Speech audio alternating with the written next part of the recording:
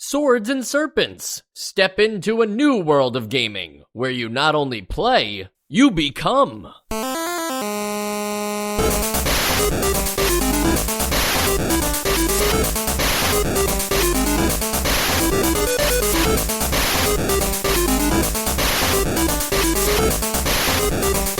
And welcome to Nostalgia, a chronological exploration of every NES game released in North America.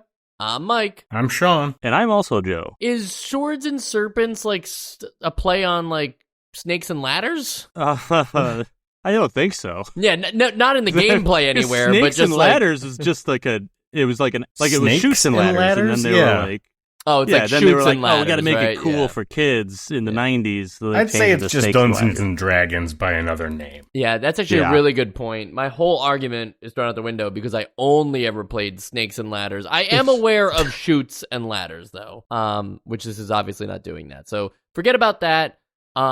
Serpents with an S, though, a little misleading, right? There's just like one serpent at the end. No, I ran into a couple serpents and I didn't get anywhere close to the end. Okay, I thought there was like one big dragon serpent thing at the end that like that's what they were. I don't remember to. any serpents. I thought that they were all just like dudes in armor or like goblins or stuff like that. Yeah, I didn't get very far though. But this dungeon is crowded, Sean, with like everybody. It's like, are all these people thematically working together? Like, are they all part of the same army trying to take us down? Because, like, there's no rhyme or reason to who you run into in this game. I don't remember any, like, actual deep lore. I think it's just sort of, you get thrown in there, you fight stuff, and then you beat a dude. And is there deep lore? I didn't read the manual. I guess I've just meant, like, the types of enemies. It's like, okay, I can believe that the spiders and the skeletons all, like, live inside the dungeon, right? But there's a lot of like other types of warriors and it's like a mailman. There's no mailman, but like different types of like warriors that you'll run into and goblins and like none of them feel like they're all like working together. And what would they be working together for anyway? The big dragon at the end, like he commands this army? Yeah, I mean, as someone who also didn't read any like lore, if it is in the manual, I read a lot of the manual, but none of the like story stuff. But I just assumed that, like, all of the soldiers were part of, like, one army, and I don't know why they were in there, but, like, they wanted to stop us from getting to the end. And then everything else that's not a, like, soldier, or, like, I guess a wizard or something, everything that's not a human is just, like, the monsters that live in the dungeon. But that's just my headcanon. Yeah, I mean, there's really not much complexity going on. These are all standard genre fare, and you would find them in any fantasy dungeon. Yeah, but I don't know if you'd find them all like together. Like, you know, you'd be like, oh, we're gonna go to the gnome village, meet the gnomes, right, and then take on like in the local cave whoever like has been terrorizing the gnomes, right? Instead, it's like it's all just happening in this dungeon. Everything is here. Even the shops are inside the dungeon. It's like Smash Bros. Yeah, everybody's here. There's actually no outside world. They all live in this underground cave. There is no above ground. We wouldn't know. We wouldn't know because we don't leave it. But let's rewind for a minute. Swords and Serpents is a first-person dungeon crawling RPG. We've played a lot of those, so we've got to figure out something to talk about that's going to make this one different. And believe it or not, there is something that's different. Yes, the core loop involves exploring this grid dungeon, turn-based combat, random enemy encounters, defeating enemies, collecting loot, gaining experience. But for the first time ever in a first-person NES dungeon crawler, there is a map on the screen. Very, very few games that I can think of are not only do they not do this, like this is the first time I'm seeing one in an NES game, but also like it's generating the map as you're moving around it too. So you don't just like see the whole map. You didn't like find the map in the dungeon and then all of a sudden the map is filled out in your UI. You are filling it in as you're taking steps. You have this arrow that shows you which direction you're facing in the dungeon. It draws walls for you so you can see the boundaries of where you are. But there's still a black void everywhere else that you have to kind of, explore and fill in to find out everything. Yeah, you got that fog of war. And it's funny that, like, Only a few weeks ago, we were talking about wizardry and talking about like all these sort of these functions that didn't really age well, and we were like, oh, if only they just had like a map on the screen, and like, oh, there's a game that just came out in early 2024 that's a remake of this wizardry. It's like, oh wow, they really modernized it. And lo and fucking behold, literally, however, like maybe a month later in the calendar of NES releases, this game is out and it's already got the map. And just come on, wizardry. Now you're making us look bad. Well, I mean, I didn't play Wizardry yet. Well, I will get to it. But compared to any other game, not even just like dungeon crawler games, any other game that had a mode like this where you're like in first person going through a dungeon, this map has made quality of life so much easier, and it has made it like intuitive, and it made it feel like a game to me rather than whatever, like, I don't know, Golgo 13's sections like this feel like, or other games like that where I'm like, oh, this is cute, but like I'm completely lost and this is not fun.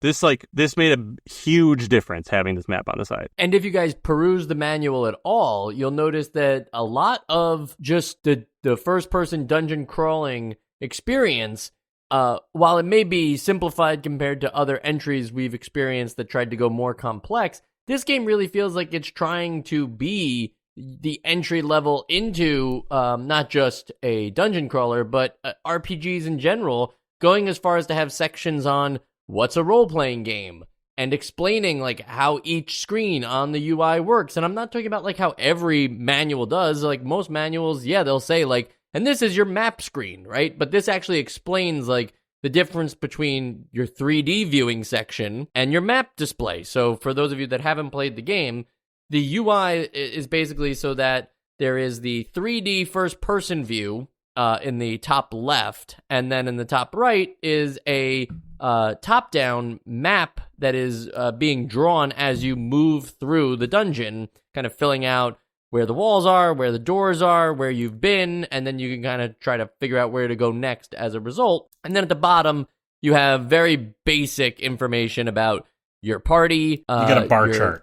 Yeah, you get a bar. Yeah, it really is. It's a bar graph chart of just like your life, and if anybody can cast spells, just how much MP they have. And while I do think that this game is a little more basic than other RPGs that we've played at this point, it is really just a lot of walking through a dungeon, running into random encounters, and attacking enemies until you defeat them. I will say that just the way that they took the extra time here to like think about how to do a first-person game in 8-bit really paid off, because it is, to Joe's point, like it is so much easier to understand where you are, and not just because there's a map, but because you have two different ways of looking at everything. You it's not like you disregard the 3D screen.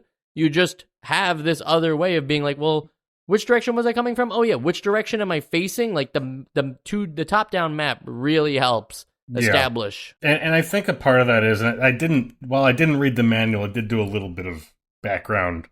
This is like a game, this isn't a port. This is a game that was designed to be played on the NES, so it doesn't have all those like sort of antique features that like Wizardry had, or like, basically you're running around this dungeon, and you don't have to delve through too many menus.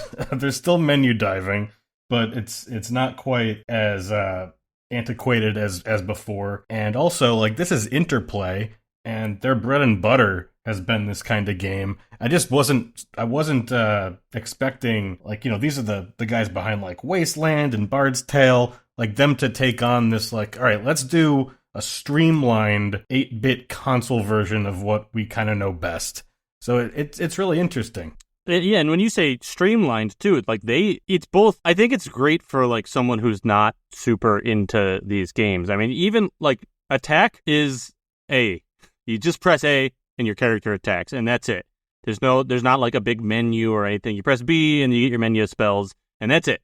Like, so you can get through a battle quite quickly compared to a lot of other RPGs we've played on the NES where everything is a menu. You have to select a bunch of things.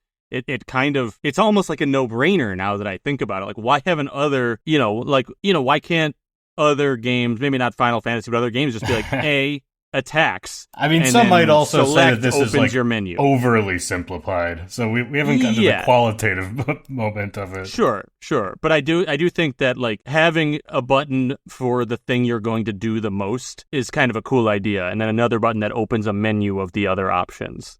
Yeah, so let's start with that turn-based combat, since that's mostly what you're going to be doing as you walk through this dungeon, maze, whatever you want to call it. The battles that, you always you can run into multiple of an enemy, but you can't run into groups of various enemies. Is that right? It never happened to me. My understanding was that... I think they're all the same enemy. Yeah, so if you ran into a spider, you could face 7 spiders, but you're just going to, you're only facing just spiders, and so there's no, I have to manage, the wizard and his 6 spiders. Inside the turn-based combat, Joe explained that basically you can either attack or you can use the spells. You do learn spells as time goes on in the game. You start off with a few if you have the wizard class, but it's magicians, right? They're not wizards in this. Mm-hmm. Magicians and clerics. Magicians and thieves and warriors. I don't think there's clerics. Oh, right. Okay. Sorry. But I guess you. Well, yeah, because they all learn the spell, right? So the spells are on the walls in the game, Yeah. and so basically that's how you learn the spell. But then everybody learns it who can. Correct. Yeah. Which is why can't that be applied to the other things that happen in this game? Okay, you defeat the enemy, and whoever's first in your party receives the broadsword. But wait a minute, that character can't use the broadsword. So you have to go into, even though there was a lack of menus in the turn-based combat, there's plenty of menu navigation when you're trying to do anything with your characters, because you have to enter, there's 3 different menus. There's B for your spells, there's start for your systems, and then there's select for your inventory and other things. And even when you press select for your inventories, it asks you if you want to view one character or the group, and viewing the group is kind of a useless thing. It's not like it makes it so this way you can see what everybody has equipped. For that, you have to go individual. And then in the individual equipments, you have to now select a character who received the broadsword in the fight, trade the equipment over to a character that you hope is capable of having the broadsword equipped, go into that character, and then equip them with it. It is, I just feel like we've seen easier ways to get this done already, and it is a game that is supposed to be, at least my understanding, supposed to be a little simpler and easier to digest for those. Yeah, sure. What's funny is so it's very unevenly applied, this whole streamlining thing. They cut down classes down to 3. There's 3 stats, but then you've got these other weird holdovers from the menu diving of the older generation, I guess. But I also think this might be a side effect of the other kind of feature that we haven't talked about yet, and that's the fact that you can play this game multiplayer. So it would kind of make sense to say this is my inventory, not your inventory, even though all I can do is press A. If you were playing this multiplayer with friends and you had a warrior, all they can do is press A to attack, which is very funny.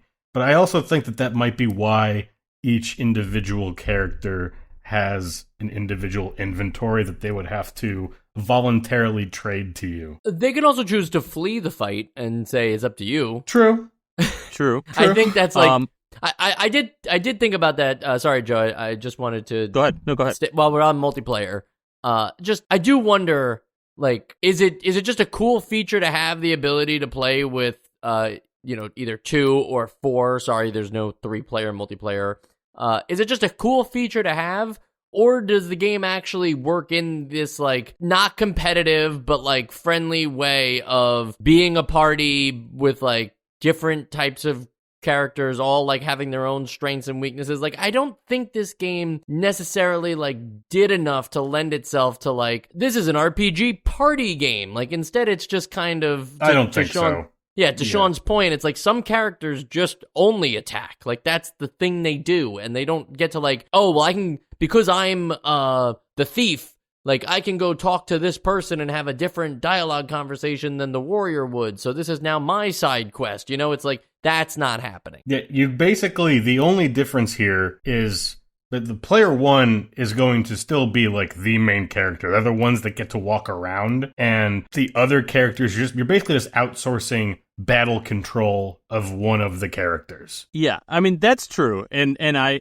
both agree and disagree. It's definitely, yeah, you are, if you're playing as a warrior and in multiplayer, yes, you're just pressing A, but you are making decisions. You are, I mean, really, you are deciding what gear to use. You are prepping for battles.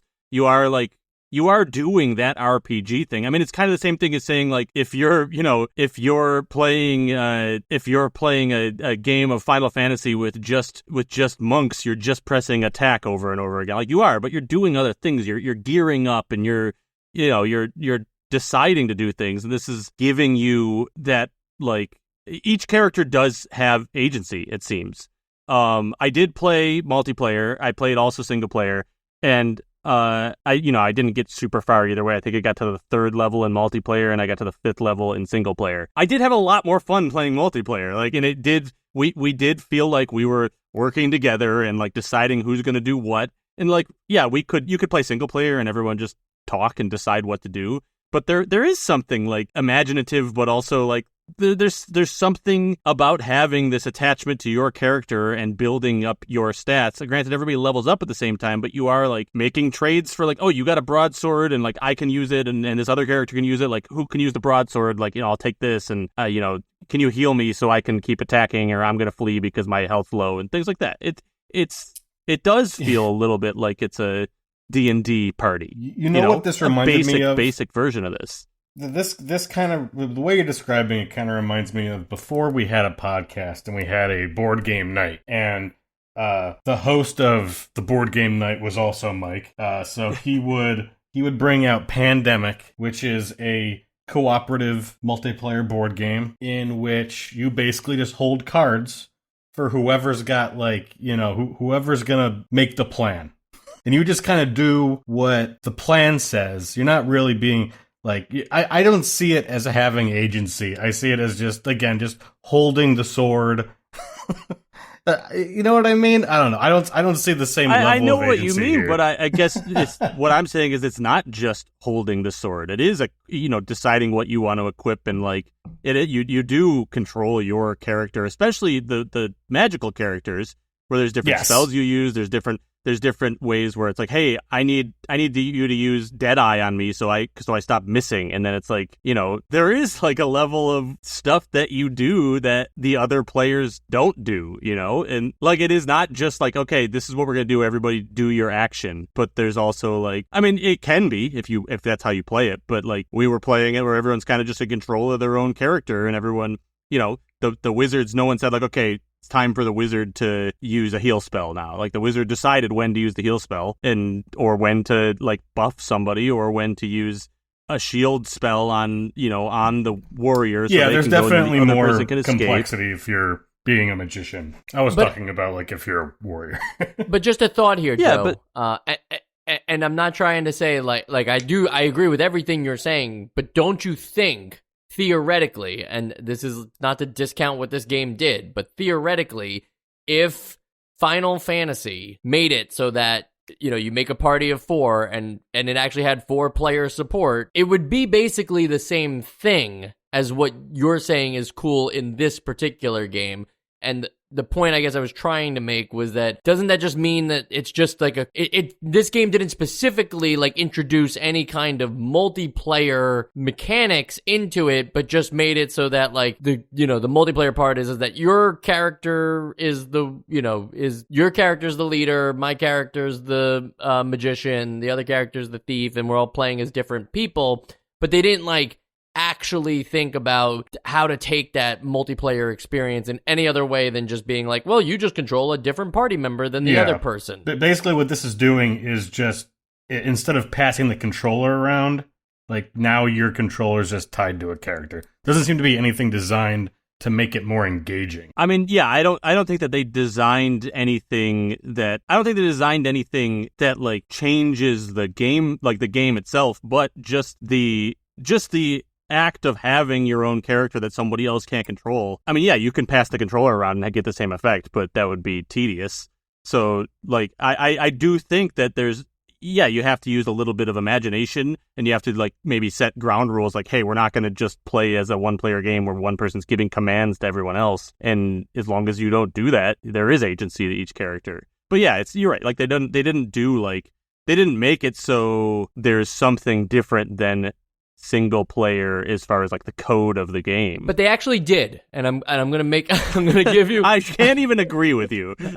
I'm going to give you a counterpoint that I did think of, and I do think that this is worth talking about because this is not possible in a Final Fantasy RPG on the NES. None of those styles games allow this.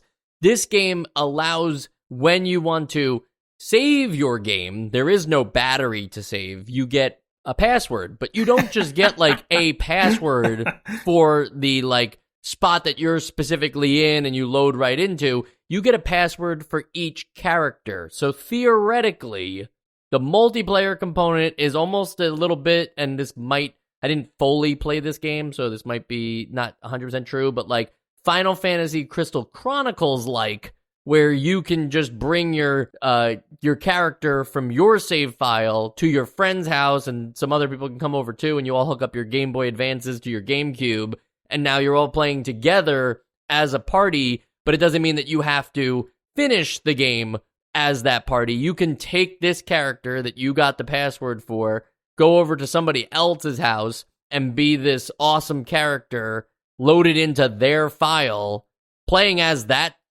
particular person that you did at your other friend's house or at home, and still have that experience now with a different friend. So they actually you will start at level something. 1 though, regardless. Yes, of yeah, that's true. So what do you get? Just the items and gear that you had in. And maybe, I think the gear, I'm not sure. I think you get the gear. You might even get the spells, honestly, but I don't know 100%. Yeah, because that reminds me of probably a much lesser known game than Crystal Chronicles, but Return of the King on the PS2. One of those rare of those age like games based on a movie that was actually fantastic in my opinion. But yeah, it was the same thing. I would play through with like a buddy, and I would be Legolas and he'd be Aragorn, and then I would go home and I would continue playing my single player game with Legolas, level him up more, and then bring him back. I mean, that would be cool if we didn't do anything like that when we played yet, because we only played one session. But it would be interesting to see if I could take my single player characters and load them into our like a new multiplayer game.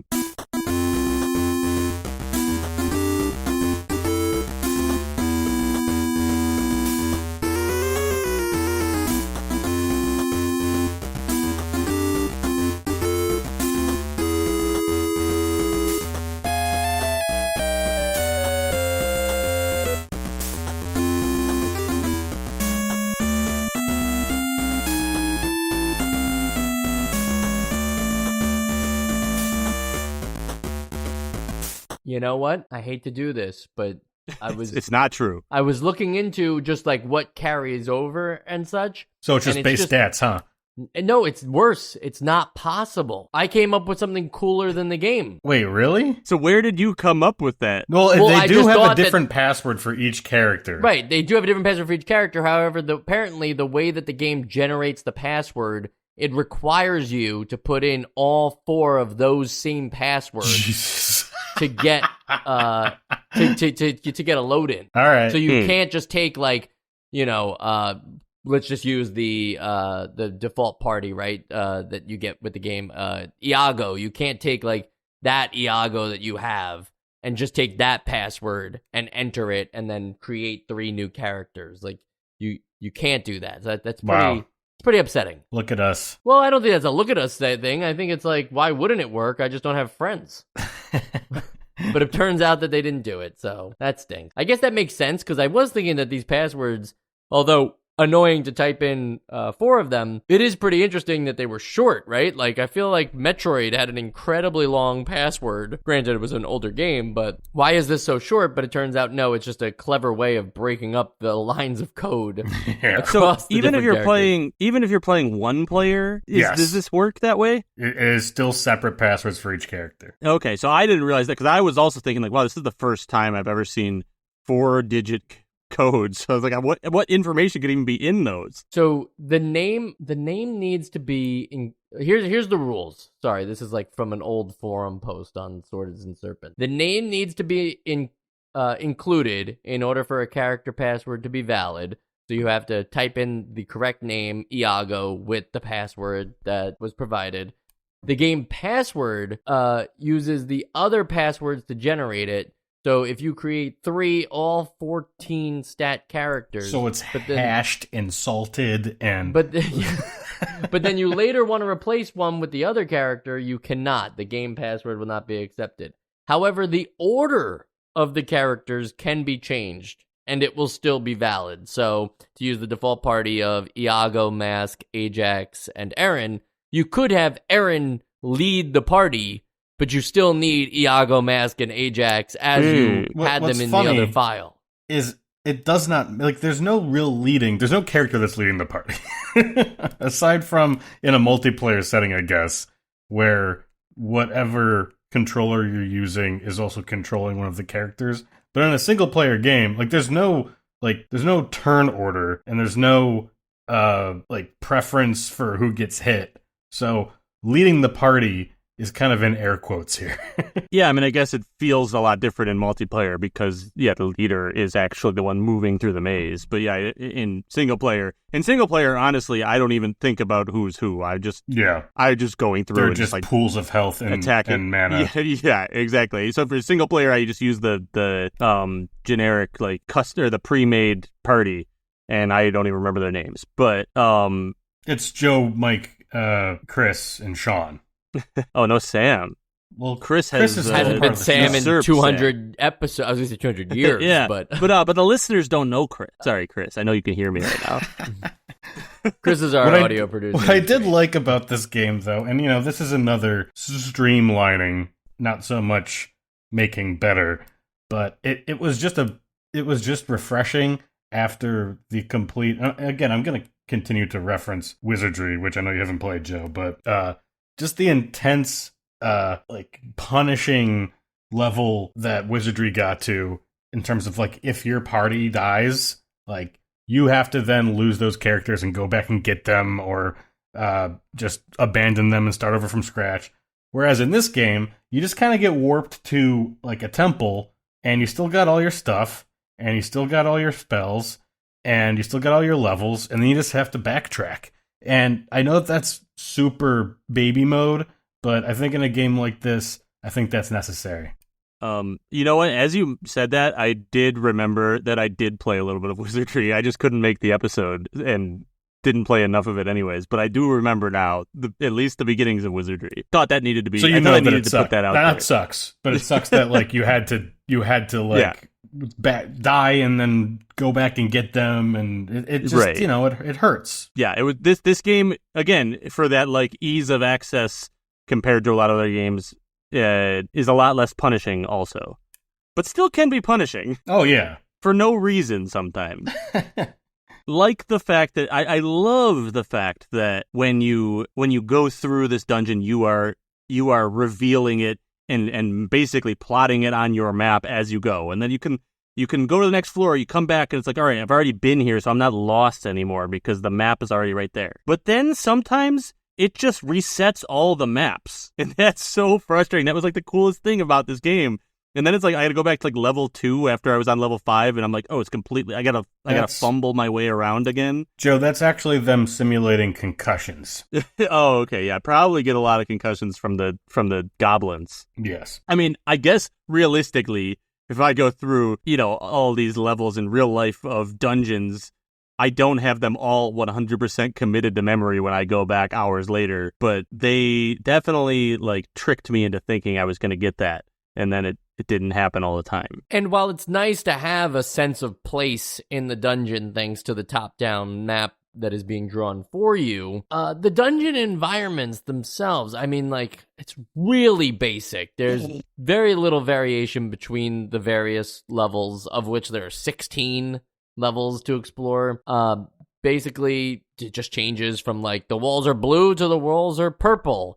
There's not even, like, points of interest, though, you know? No. There's invisible walls, which is just frustrating. Not necessarily a cool thing. I mean, it's cool when there's, like, one invisible wall. Invisible walls or illusory walls?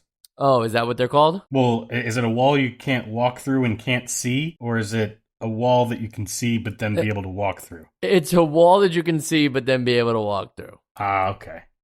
It's not an invisible wall. That's true. Right. So Silly goose. What did you call it? I like that. An illusory wall. An illusory wall. So there's illusory walls.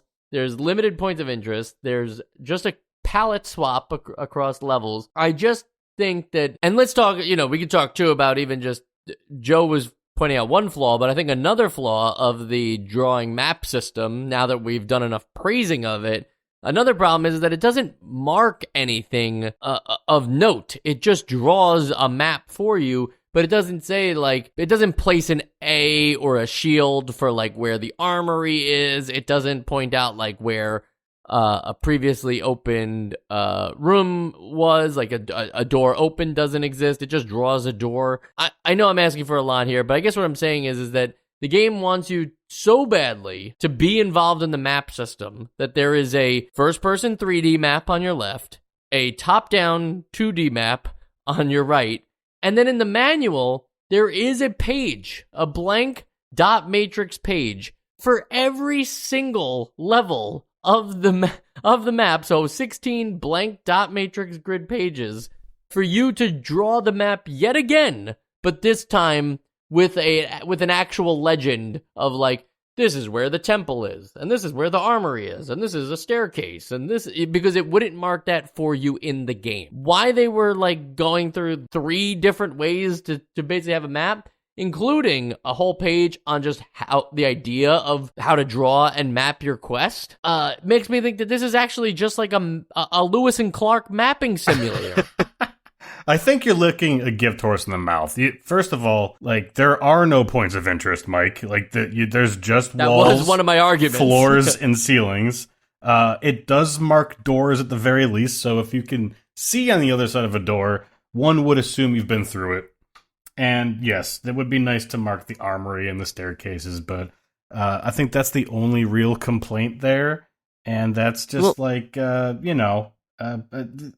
already given you a pre-drawn map, so I think they're still doing the right thing. Yeah, and I mean, my issue with it was that there are sort of points of interest. There's shops, and there's, like, the magic fountain, and you run into, like, people that tell you stuff, and you places with spells on the wall. There's spells drawn on the wall, yeah. Yeah, there's just no, like, I don't even, if it's not on the map, fine. You give me the map and the menu, and I'll mark it down, and, like, that's kind of fun, I guess. But, like, on the left side, when you actually, like, they got this nice screen with all these graphics on it. Why is everything a blank wall? Like, I'd like to see this magic fountain. Well, this is where it all went. Give me some graphics. The graphics are all in the enemies. Have you seen these enemies? They kind of look that's like true. Philip CDI characters. There's, like, animation. They're definitely hand drawn. They're going outside the boundaries of the box. I love this. This is some top level character art here, and we're just complaining about the boxes. Like, let's show some love. I'm disappointed that you guys never saw any of the Serpents, because that might be, like, some of my favorite sprite work that I've seen. I'll post one for you guys to see right now. But, like, they are very cool looking Serpents. We'll That's take your spider, word for Joe. it. Okay. He got angry. I had to do that too. I had to leave and come back in order to post this picture for some reason, because how my Discord works. Like, look at that. Those are some cool Serpents. He does look smiley. Yeah, they look like the ones on the box too. Yeah, it's kind of like the Harry Potter basilisk. But the second photo, sorry, the snake is almost like smiling in the second photo. I kind of want to like befriend the snake.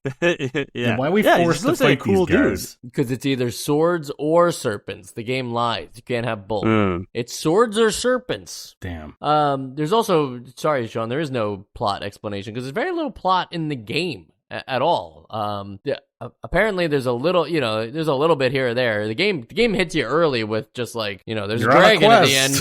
Yeah, there's a dragon at the end of this. Like, it's like, okay, thanks. Like, that's a weird thing to say. It's like, if the beginning is literally like somebody goes like, hey, and then you walk forward, it's like, oh, hey, and then walk forward, it's like, you're on a quest, do this stuff. It's like, whoa, this is really jarring. Yeah, I think it's leaning very heavily on you to just like imagine the story. We were talking about combat a little while earlier, and I don't want to get back to it. I do think it is pretty simple. But magic starts off kind of like, I feel like offensive magic at the beginning isn't really that much better than just attacking with a sword. So I mostly just hit the A button a lot at the beginning of the game, even if I was the magician. But as you move on, you can, if you find them on the walls, you can learn a lot of spells. That whole page will fill up, and you have a lot of different spells to choose from. It makes me think that the game's probably not beatable without a magician in your party. Like, you probably need a magician. I think it says that in the manual, actually. Okay. We read that somewhere before. You said, like, you cannot beat the game without a magician. Got it. Yeah. Unless I saw that on an FAQ, but I'm pretty sure we were actually reading the manual. I did watch a speed run, and he definitely had magicians. So I would think just with, by virtue of it being a speed run and how optimized those are, one would assume that it's probably not very easy without one. Well, there's also a spell, was it on like the 4th or 5th level, there's like a wall that you have to walk through that is not illusory or whatever we were calling it. That is just a regular wall. And I think you need the wall pass spell. Yes. So like there might be some like key spells you need. So you're automatically in order to, like, soft progress. Locked if you just select. If you don't have a wizard, a magician. Yeah, or serpents. But I did notice also that like the first few spells I got all seemed to do the same offensive thing as, other than the heal spells, as your attacks do. And then it wasn't until later that I realized how much of support characters the wizards need to be, or the magicians need to be, where it's not just healing and stuff like that. You're actually like buffing yourself and nerfing the enemies as much as you can with shield spells or like the Deadeye accuracy spells, or I didn't get this, but I know there's a spell much later in the game that like crystallizes the enemy and stops them from taking their turns for a while and things like that. So I imagine the further you go, the more like essential the magicians become. Yeah, I think that's what I was arguing too, is like you only start with heal and flash fire, but even just the ability to restore some health or attack with something other than a weapon just feels like a big like buff. Why wouldn't you run like 3 magicians and a warrior? Right? Like, I feel like down the line... Well, sometimes you can insta-kill with the thief, Okay. I guess that's a good argument. Yeah, it happens a lot, actually, with the thief. I almost feel like if I were going to do your method, I would go 3 wizards and a thief. Yeah, right. I was going to say, yeah, just do that, or just do the default party, Iago and the gang, because that gives you 1 warrior, 1 thief, and 2 magicians. So all checks out. The spells, there is a section in the manual that tells you, like, heal restores 6 health points. That's good to know. It's good to know how many health points are restored by a heal. Oh, it's not a roll. Okay, that's good. Yeah, it's good to know. And then it's good to know things like, thunder can zap 2 enemies at once. Like, oh, this is a ranged spell. Like, it will attack multiple enemies. But there's a spell called Viper, and the action listed contains the venom of 1,000 snakes. Well, I don't know how strong that's gonna be. Does it hit more than 1 enemy, or is it? Yeah, just right. No, or like Joe. It has the venom of 1,000 snakes. Yeah, like don't ask any other questions, okay? But literally everything else clearly explains what it does, other than Viper, which just made me think like somebody just thought that was like too cool to pass on. Like we have to write that. Like, but we don't know how many hit points it does. Don't worry about it. Yeah. It actually doesn't. It doesn't attack the enemy. It just is the venom of 1,000 snakes. It just exists at that point when you cast the spell. Yeah. Did you guys roll for your characters, or did you use the default party? I did. I did roll. It's pretty I easy thought it to was get kind of stacked. cool that you can just roll forever until you have exactly what you want. Yeah. Like I guess what would stop you anyways? You could always just reset the game if you didn't like what you got. This just makes it easier. But yeah, you can just go and go and go until you get something good. There's a trust system, right? Because otherwise you might as well not even just restart, but like why wouldn't you just make it a slider then? Right, of just right, I'm just gonna max out every stat. The roll is there because they trust you to be honest about your rolls. Yeah, and also like when we were rolling, there were a lot of times where we're like, okay, this is gonna be our wizard, and so we want his intelligence to be high, and then I would get like high intelligence and high strength and really low AC, and I'd be like, well, it's probably worth it for those two high things. Like if I re-roll, yeah, maybe I'll get a higher AC, but I'm not gonna get this good of the other two. So, like, there were incentives to just, like, take a hit on a stat here and there, too. Well, we might as well roll the dice on the ending of this episode with the essential games list, but I don't think that anybody should actually roll a dice to tell them whether their vote should be essential or not. So let's do it for real in the essential games list. All right, so double sixes. I don't think I'm doing that right, though, right? Like, six-sided die in Dungeons & Dragons don't... I'm sure you do roll a six-sided die, but I feel like you also roll a bunch of other crazy die, like the D20. It'd probably be a D20 would probably be. But like we should ask Chris. The D3 exists, where it's like a pyramid. There's so many cool die that at one point I was just buying weird dice. I was just like, just want to have all these different dice. Yeah. Chris is typing. I knew it was only a matter of time. Chris is having a breakthrough episode here. So many references, really just from Joe. Me and Sean are trying to make sure that he doesn't exist. But, okay, so... Pyramid is D4. A is D3. A D3 is a D6 divided by 2. All right, I don't know. A D6. But what would we use for the essential games list? It would be a coin, so a Joe. D3 is like you roll a six-sided die and then just divide it by 2? Yeah, that doesn't sound right. correct. What if you roll a 5? Yeah, but There's I probably guess some 5 a rounding. 2 or a 3? There's probably 5 and 6 is 3. 3 and 4 is 2. 1 and 2 is 1, I want them to just make a D3. Why Chris can't they says just... yes do to that. Sean. I don't Why think can't we it's just possible. we have a D2, it's I called think a that coin, would be a caltrop. right? A D2 is a coin? Yes, that would be a coin. Okay, so why can't we have a D3? I bet you there's some like unique, weird, like shaped die out there that they doesn't function very well, but technically works as a Mike, D3. this is your essential games list vote, by the way. There's a D100 out there. There is. like 100-sided die. That's crazy. It's 2 10-sided die. I You know believe who has a Chris 100-sided has die a that I know? 100-sided die. Yeah, Chris does. Why am I talking about dice instead of the game? I don't know. Actually, you know what? I'm going to be honest. I really enjoyed my time with this game because of that little 2D top-down map.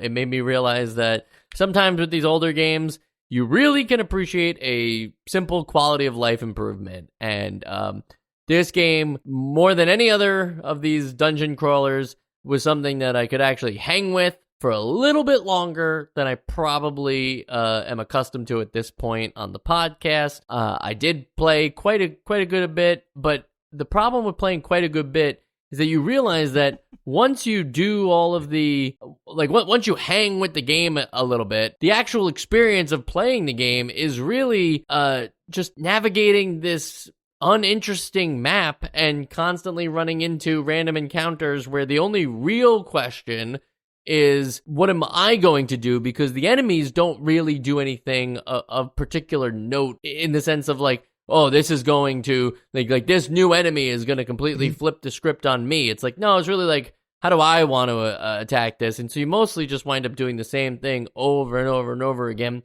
which is a problem in a lot of RPGs, but it's specifically a problem here because that's the whole game. The whole game is you are inside this dungeon with 16 floors, and you just continue to run into enemies that you continue to defeat, to continue to gain experience.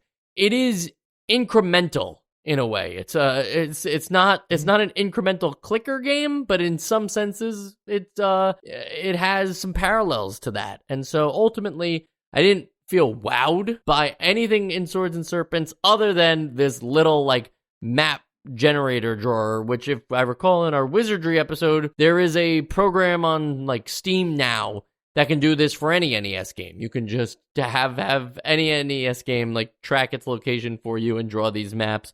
So theoretically, this is possible with a Wizardry or with a Metroid or a Simon's Quest even, right? Like anything that you want to mark your locations and move along, you now have the ability to do so. So the fact that this game can do it is really neat in 1990.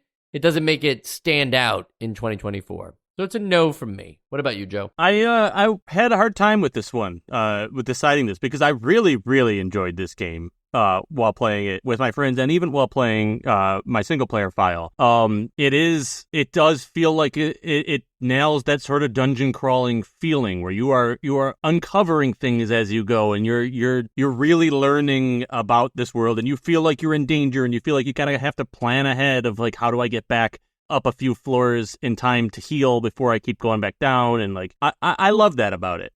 As I was playing again today to kind of refresh myself before we recorded, it sort of dawned on me that I think something like this, it's something that I really like, but I think that I sometimes lose sight of the difference between an essential game and a play it. And I think that this is a play it. I do think that what you're saying, Mike, is that I think that I agree that after a while, yeah, this game is kind of doing a lot of the same thing without a lot of anything different happening. And I was loving it, and I'm on level 5. There's 16 levels, so maybe it gets more interesting as it goes. But my opinion is this is definitely a play it. I'll even say this is a golden play it. It's been a while since we heard that one, but I think that this is not a game that you marathon. I think this is a game that like you play a little bit. If you can play multiplayer, even better. And then like one day, couple weeks, months later, when those same friends are around, be like, hey, let's see if we can get a little further in that. And like, just do that for years. And you won't get sick of it that way if you let time between. But I do think this game does lend itself to like you getting kind of tired of it.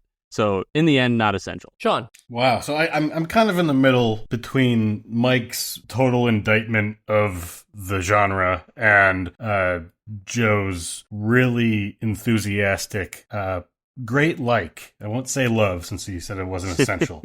I also just want to throw out there that I don't think just because there's like, some tools that can be sort of hacked into games on Steam now doesn't mean that like that will affect whether I think something is essential. But I do not think this is an essential game. I do think that this is really interesting just because like this is the first time we're seeing something so streamlined that it seems like that this was the intent was, hey, everything that we've seen come out of these games, come out of this genre has been really dense and it's really easy to bounce off of, and it's probably because we're trying to make PC games on the NES, so let's try and make this genre on the NES for real. And it seems like they succeeded in doing that.